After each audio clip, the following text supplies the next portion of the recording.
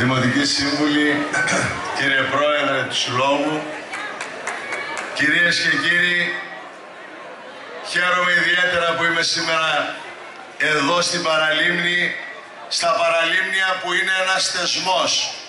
Ένας θεσμός που δημιούργησε ο Ποντιακός Πολιτιστικός Σύλλογος και πραγματικά γίνεται σημείο αναφοράς κάθε καλοκαίρι.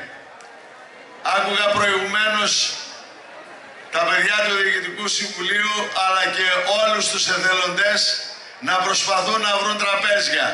Χαίρομαι γιατί πραγματικά η δουλειά που κάνουν οι σύλλογοι πιάνει τόπο.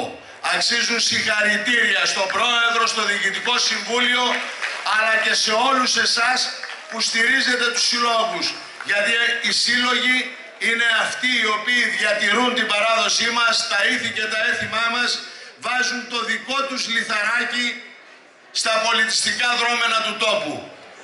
Εμείς ως Περιφερειακή Ενότητα Πέλλας είμαστε δίπλα στους συλλόγους. Εγώ θέλω να σας μεταφέρω τους θερμούς χαιρετισμούς του Περιφερειάρχη μας, του Απόστολου Τζικώστα, και να δηλώσω για άλλη μια φορά δίπλα στο Σύλλογο με όλες μας τις δυνάμεις. Καλή διασκέδαση, να περάσετε όμορφα.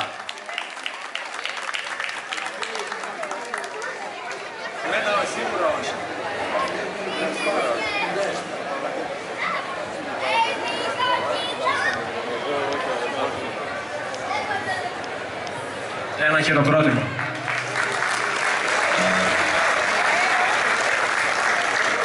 Χάρη, μείνε εδώ.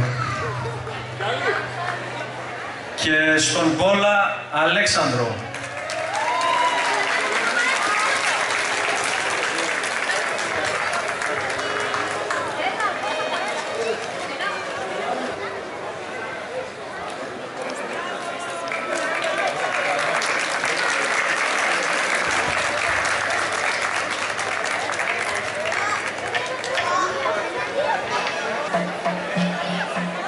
Καταρχάς, ευχαριστώ τον Σύλλογο που μου κάνει αυτή τη τιμή και επίσης αυτό το βραβείο θα ήθελα να το αφιερώσω στη μαμά μου που σήμερα έχει γενέθλια.